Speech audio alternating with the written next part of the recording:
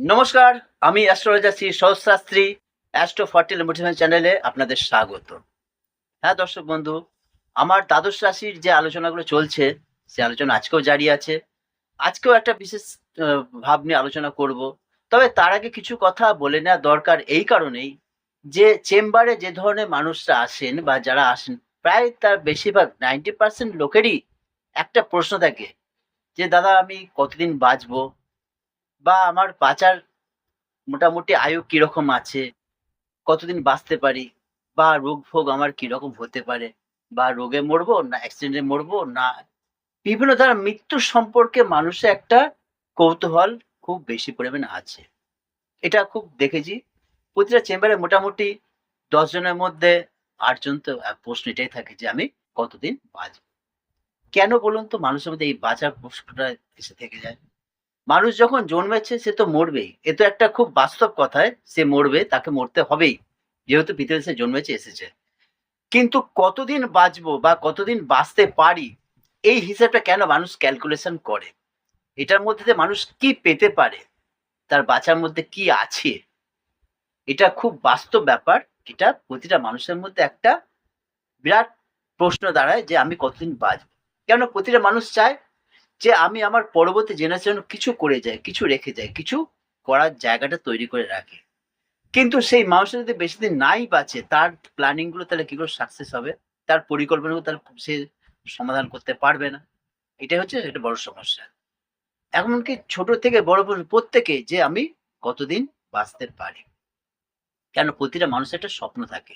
যে সে তার নিজের হাতে একটা বাড়ি গড়বে, একটা বিভিন্ন ধরনের কাজ করবে বা তার নিজের স্বশরীরে সে কিছু করে যেতে চায় পরবর্তী জেনারেশনের জন্য। এটা একটা বিরাট প্রত্যেক মানুষের একটা ইচ্ছা থাকে, শখ থাকে। এইটার থেকে প্রশ্ন দাঁড়ায় যে আমি কতদিন বাঁচবো? আমি যে কত বছর বাঁচবো বা যে বছর আমি আমার আয়ু রয়েছে তার মধ্যে কি আমি আমার স্বপ্নগুলো কমপ্লিট করতে পারবো? না স্বপ্ন থেকে যাবে, অধুরা থেকে যাবে, কমপ্লিট হবে না। এটা হচ্ছে একটা বড় চিন্তার ব্যাপার। তাছাড়াও সে তো মানুষ যখন এসেছে সে তো মরবেই, এ তো মারা যাবে সে তো একটা কথাই। কিন্তু সে কি রোগ ভোগে মারা যাবে? খুব কষ্ট পেয়ে মারা যাবে? না অ্যাক্সিডেন্টে মারা যাবে? না হার্ট অ্যাটাক হোক বা যেটা খুব কম সময়ের মধ্যে মানুষ মৃত্যু হয়ে যায়, সেরকম ঘটনায় মারা যাবে। এটা নিয়ে হচ্ছে বড় সমস্যা, একটা বড় প্রশ্ন মানুষ তৈরি করে। যে কি হবে আমার জিনিসটা? লাস্ট পর্যন্ত আমি কিরকম হব? বা কেউ বিদেশে যাচ্ছে সে দেশের বাইরে গিয়ে মারা যাবে না দেশে এসে মারা যাবে? এটা সমস্যা দাঁড়ায়। তার জন্যই দর্শক বন্ধু আজকের এই দ্বাদশ রাশিতে যে ভাবটা নিয়ে আমরা মৃত্যু সম্বন্ধে আলোচনা অর্থাৎ মৃত্যু স্থান নিয়ে আলোচনা করি দ্বাদশ ভাবে, সেই ভাবটা হচ্ছে অষ্টম ভাব। হ্যাঁ, দর্শক বন্ধু, অষ্টম ভাব। অষ্টম ভাবটা হচ্ছে এতটাই অশুভ ভাব যে সেখান থেকে আমরা মৃত্যু সম্বন্ধে আলোচনা করি। একটা জাতক বা জাতিকা সে কতদিন বাঁচতে পারে সেটাও আমরা অষ্টম ভাব থেকে পেয়ে যাব। সে কি ধরনের রোগে আক্রান্ত হতে পারে সেটাও আমরা জানতে পারবো। তার মৃত্যুটা কিভাবে হতে পারে? হয়তো শরীর খারাপ অসুস্থ নিয়ে মরতে পারে, কিংবা কোনো আততায়ী হাতে খুন হতে পারেন, কিংবা তাকে হয়তো গাড়ি চাপা পড়তে পারে বা অ্যাক্সিডেন্ট হয়ে তার মৃত্যু হতে পারে। সে অ্যাক্সিডেন্ট গাড়ি চাপা পড়ে হতে পারে, রেলে হতে পারে, বিভিন্নভাবে বাজ পড়ে হতে পারে। কোন ক্ষেত্র থেকে তার একটা মৃত্যুর যোগ হয় সেটাকে নিয়ে আলোচনা করতে হয়। সেটাই লোকের একটা জানার কৌতূহল যে কিভাবে আমার মৃত্যুটা হতে পারে বা কি ধরনের আমি চলতে পারি। এবার একটা জিনিস শুধু মৃত্যুটা বললেই হবে না। তার জীবনের সমস্যা কি? সেটাও অষ্টম ভাব থেকে পাওয়া যাবে। গুরু সমস্যা অর্থাৎ যে সমস্যা তাকে মৃত্যুতুল্য যন্ত্রণা দেবে। একজন জাতক বা জাতিকাকে এমন কিছু মানুষের সমস্যা থাকে যেটা মৃত্যুর তুলনায় যন্ত্রণা দেয়। অর্থাৎ তার থেকে মৃত্যু অনেক ভালো। এটা অনেকে মনে করে যে এই সমস্যার মধ্যে আমি পড়ে আছি বা এই যন্ত্রণার মধ্যে আমি আছি, এর থেকে মৃত্যু হয়ে যাওয়া অনেক ভালো। এটা অনেকে কল্পনা করে। সুতরাং এই মৃত্যুতুল্য যন্ত্রণা বা মৃত্যুতুল্য সমস্যা সেটাও আমরা এই অষ্টম ভাব থেকেই পাবো বা পেয়ে থাকি। সুতরাং জীবনের একটা বিশাল বড় পার্ট অর্থাৎ শেষ পার্ট এরপরে আর কোনো কথা থাকে না, কোনো হিসাব থাকে না। সেটা হচ্ছে এই মৃত্যু। এবার এই অষ্টম ভাব থেকে আমরা বিভিন্ন গ্রহের অবস্থান থেকে তার বিচার বিবেচনার মাধ্যমে কিভাবে মৃত্যুটা হয় বা হবে সেটা নিয়ে আলোচনা করছি। এবার দর্শক বন্ধু, একটা জিনিস ভাবার বিষয় আছে যে অষ্টম ভাব তো আমাদের মৃত্যু ভাব, আমাদের সমস্যাকারক ভাব, মৃত্যু তুল্য যন্ত্রণার ভাব। তাহলে কি এই অষ্টম ভাব থেকে কোনো সুফল পাওয়া যাবে না? কিছু কি এর মধ্যে কোনো সুফল নেই? বা কিছু কি এর মধ্যে ভালো কিছু নেই? খালি কষ্ট, বেদনা এগুলোই রয়েছে। তাছাড়া হ্যাঁ, তাছাড়াও এর থেকে ভালো কিছু আছে। সেটা পরে আলোচনা করছি। তার আগে যেটা আলোচনা করা সেটা করে নিই। অষ্টম ভাবে যখন পজিটিভ গ্রহ আসে, অর্থাৎ আমরা পজিটিভ গ্রহ বলতে কাকে মানি? রবি, চন্দ্র, বুধ, বৃহস্পতি, শুক্র, এদের পজিটিভ গ্রহ মানি। পজিটিভ গ্রহ মানি, সুতরাং এই পজিটিভ গ্রহ নিয়ে আগে কি আলোচনা হয় দেখে নিই। যদি অষ্টম ভাবে রবি গ্রহ চলে আসে, তাহলে কি ধরনের সমস্যা হতে পারে? অষ্টম ভাবে যদি আমাদের কোনো জাতক বা জাতির রবি গ্রহ চলে আসে, তাহলে প্রথমত হচ্ছে তার সমস্যা হবে চোখ নিয়ে। অর্থাৎ সেই জাতক বা জাতিকা চোখের সমস্যায় ভুগবে। চোখের অপারেশন হবে। চোখ নিয়ে তাকে মোটামুটি একটা বিরাট যন্ত্রণা দেবে, বিরাট কষ্ট দেবে চোখ। তাছাড়া সে মান-সম্মান হানি হবে। কিছু, কিছু ক্ষেত্রে মান-সম্মান হানি হবে। এতই মান-সম্মান হানি হবে যে তার থেকে ভাববেন তার থেকে মৃত্যুটা অনেক ভালো। এইভাবে ছোট হয়ে যাওয়া মানুষের কাছে, এইভাবে মান-সম্মান নষ্ট করা, তার থেকে মৃত্যুটা অনেক ভালো। এটাই তার কাছে ধারণা মনে হবে। যদি অষ্টম ভাবে চন্দ্র চলে আসে, চন্দ্র যদি অষ্টম ভাবে বসে, তাহলে কি হবে? জাতক জাতিকার মা বা মাতৃতুল্য জায়গা থেকে খুব কষ্ট পায়। অর্থাৎ তারা খুব মা, জাতকের মা বা জাতিকার মা তাকে খুব কষ্ট দেবে। বা মামার বাড়ি বা মাতৃতুল্য স্থান থেকে সে অনেক কষ্ট পাবে। এটা হচ্ছে একটা ব্যাপার। যদি অষ্টম ভাবে চন্দ্র এসে যায়। তাছাড়া অষ্টম ভাবে চন্দ্র এলে তার তো শরীরের সমস্যা আসবে, শরীরে জল পরিমাণ কম হবে। শরীরে তাকে ডায়ালাইসিস করাতে এমন একটা হতে পারে। শরীরে জলের মাত্রাটা কমে যাবে। যদি অষ্টম হাউসে বুধ গ্রহ চলে আসে, তাহলে কি হবে? বা বুধ গ্রহ যদি অবস্থান করে অষ্টম হাউসে, তাহলে সেই জাতক বা জাতিকার দেখা যাবে যে একটু মানসিক সমস্যা তৈরি হচ্ছে। অর্থাৎ সে ভুলে যাচ্ছে, তার মধ্যে একটা মেন্টালি প্রেশার চলে আসছে। এটা অষ্টম ভাবে যদি বুধ আসে তাহলে হবে। সে কিছু মনে রাখতে পারবে না। তাকে এটাই বড় সমস্যা তৈরি করবে যে আমি কিছু মনে রাখতে পারি না। আমি এত পড়ি বা এত কিছু মনে রাখার চেষ্টা করি, কিন্তু মনে রাখতে পারি না। এটা হচ্ছে অষ্টম ভাবে যদি বুধ চলে আসে। অষ্টম ভাবে যদি বৃহস্পতি চলে আসে, তার হৃদরোগ। অষ্টম ভাবে যদি বৃহস্পতি গ্রহ চলে আসে বা বসে থাকে, তাহলে সেই জাতক বা জাতিকার হৃদরোগের সমস্যা হবেই। হার্ট হার্ট অ্যাটাকতেই হবে। আর তার মৃত্যু হার্ট অ্যাটাকেই হবে। যদি অষ্টম ঘরে শুক্র চলে আসে, তাহলে কি হবে? যদি অষ্টম ঘরে শুক্র গ্রহ চলে আসে, তাহলে সেই জাতক বা জাতিকার ক্ষুদ্রান্তের প্রবলেম, পেটের প্রবলেম, গাইনোজিক্যাল প্রবলেম, এতে সে ভুগবে। এমনকি তার মৃত্যু পর্যন্ত হতে পারে। পুরুষ হলে যৌনাঙ্গ সমস্যা, এতে তারা খুব কষ্ট পাবে। মৃত্যু পর্যন্ত হলেও হতে পারে। গুপ্তাঙ্গের সমস্যা, এগুলো নিয়ে অষ্টম ভাবে যদি শুক্র গ্রহ চলে আসে, এই জিনিসটা ভাবতে হবে। এবার যদি বলা যাক অষ্টম ঘরে যদি নেগেটিভ গ্রহ চলে আসে, অর্থাৎ রাহু, কেতু, শনি, তাহলে কি ধরনের ফল হতে পারে?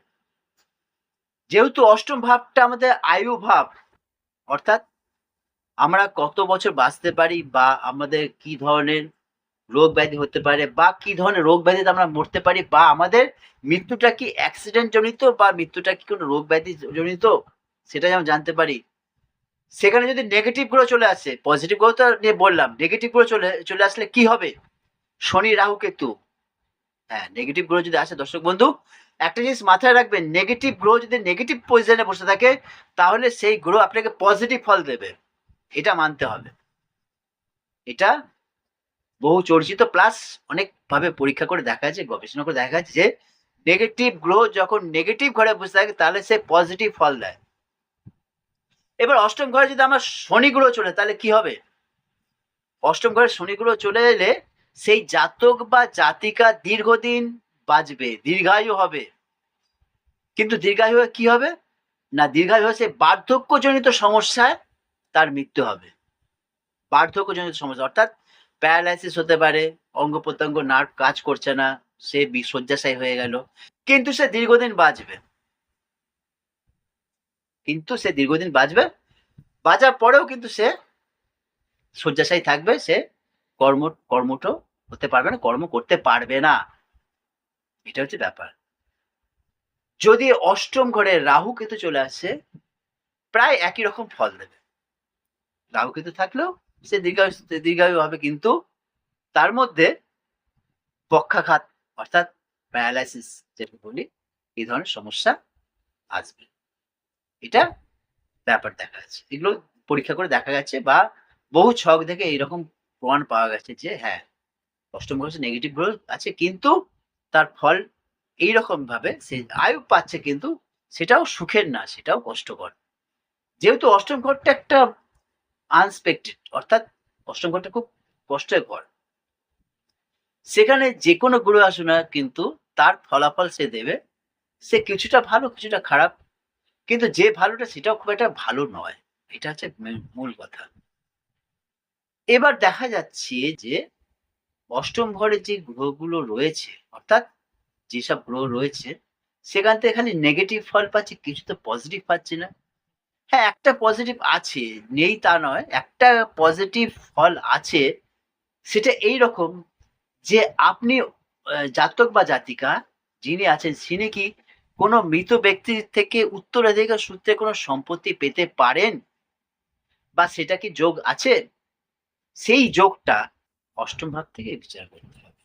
অর্থাৎ আপনি কোনো মৃত ব্যক্তির সম্পত্তি পেতে পারেন কি না পারেন সেইটা জানাবে একমাত্র অষ্টম ভাব। তার সাথে সাথে দ্বাদশ ভাব আছে, সপ্তম ভাব আছে, বিভিন্ন ভাব আছে, সেগুলো বিষয় আলোচনার বিষয়, বা ওটা ক্যালকুলেশন করে দেখার দরকার পড়ে। শুধু অষ্টম ভাব থেকে না, কিন্তু তার মূল ভাবটা হচ্ছে অষ্টম ভাব, সেখান থেকেই ক্যালকুলেশনটা চালু হয়, হিসাবটা সেখান থেকে চালু হয়। সুতরাং এই একটা জিনিস কিছুটা শুভত্ব পাওয়া যায়। আপনি প্রত্যেকে চায় কিছু পেতে, কারো কাছ থেকে কিছু পেতে, উত্তরাধিকার সূত্রে পেতে, ধন সম্পদ সকলেই চায়। তা সেটা আপনি পাবেন কি পাবেন না সেটা আপনার অষ্টম ভাব বলে দেবে। অর্থাৎ অষ্টম ভাবের যে গ্রহ আছে সে জানিয়ে দেবে উত্তরাধিকার সূত্র অন্য কারো ব্যক্তি থেকে, অন্য কোনো ব্যক্তির কাছ থেকে আপনি পেতে পারেন কি না পারেন। মোটামুটি আমাদের জ্যোতিষ শাস্ত্রে যে অষ্টম ভাবটা আছে, অষ্টম ভাবটাকে আমরা মৃত্যু ভাব বলি, বা মৃত্যু তুল্য কষ্ট ভাব বলি, বা বিভিন্ন সমস্যার ভাব বলি। হ্যাঁ, সেখান থেকে সবকিছু সমস্যা পাই, সবকিছু। কিন্তু সমস্যাগুলো যদি আমরা আগাম জানতে পারি তাহলে কিছুটা তার এগেনস্টে কিছুটা সাপোর্ট নেওয়ার চেষ্টা করতে পারি, তাহলে সমস্যা কিছুটা কম হবে। এটা একটা ব্যাপার আছে। যদি আমরা জানি আগে থেকে সমস্যা আসতে পারে, সেই সমস্যা যদি আমরা আগে থেকে ব্যবস্থা নিই তাহলে কিছুটা সমস্যা কম পাবো। সমস্যা পাবোই, পাবো না তা নয়, কিন্তু কিছুটা কম পাবো, যেহেতু আমরা আগে থেকে সাবধান হয়ে গেছি। এই জন্যই অষ্টম ভাবটা অবশ্যই বিচার করবেন। যারা জ্যোতিষ শিখছেন, যারা জ্যোতিষ ভালোবাসেন, যারা জ্যোতিষ অনুরাগী, তারা অবশ্যই এটা শুনবেন, এটা অষ্টম ভাবটা নিয়ে আলোচনা করবেন। অষ্টম ভাবটাকে ভালো করে বোঝার চেষ্টা করবেন যে কোথা থেকে কি রকম ফল আসছে, কোথা থেকে কি রকম ফল পেতে পারেন। অবশ্যই প্রেডিকশন করার সময় একটু ভেবেচিন্তে করবেন। দেখুন না, করতে পারলে অনেকটা সুরা হবে, অনেকটা লাভ হবে, অনেকটা সুবিধা হবে। যাই হোক, যে কোনো ভাব নিয়ে আলোচনা করতে গেলে তো অনেক বড় বিস্তর আলোচনা, অনেক বড় বড় আলোচনা হয়, কিন্তু সব আলোচনা তো এখানে করা সম্ভব নয়, কারণ সবার একটা লিমিটেশন আছে। আমাকে একটা লিমিটেশন দেওয়া আছে, এখানে বেশি কিছু বলা যাবে না, বা একটু বেশি কিছু বলতে পারবো না এই অনলাইনে। যদি জানার ইচ্ছা থাকে, যদি বোঝার ইচ্ছা থাকে, অবশ্যই ফোন করতে পারেন, হোয়াটসঅ্যাপ করতে পারেন, আমি অবশ্যই তার অ্যান্সার দেবো, তো অবশ্যই আপনাদের পাশে থাকবো। তার জন্য এইভাবে চ্যানেল আসা। যাই হোক, আমার সঙ্গে যোগাযোগ করতে হলে এই স্ক্রিনে দেওয়া নাম্বারে অবশ্যই ফোন করবেন। ফোন না করে আপনি আমার সঙ্গে যোগাযোগ করতে পারবেন না। কেননা আমাকে আগে থেকে বুকিং করে না করতে পারলে আপনি এসে কোনো লাভ হবে না। আমার নিজস্ব চেম্বার টিটাগড়ে আছে, উত্তর ২৪ পরগনায়, আর আছে হুগলিতে চুঁচুড়ায়। এছাড়াও আমি অন্যান্য যে চেম্বারে বসি সেগুলো আগাম ফোনে জেনে নিতে হবে কোন জায়গায় কোথায় বসছেন, তখন আপনাকে জানিয়ে দেওয়া হবে। এছাড়াও আমার চ্যানেল যারা দেখছেন অবশ্যই তো সাবস্ক্রাইব করবেন। তাছাড়াও লাইক, শেয়ার অবশ্যই করবেন, করে চ্যানেলটাকে আরো এগিয়ে নিয়ে যাবেন। এছাড়াও আপনারা কি জানতে চান সেটা একটু যদি কমেন্টসে জানান, তাহলে সেই নিয়ে আলোচনা করতে পারি। তাতে আরো ভালো লাগবে, আরো আলোচনাটা এগিয়ে নেওয়া যাবে।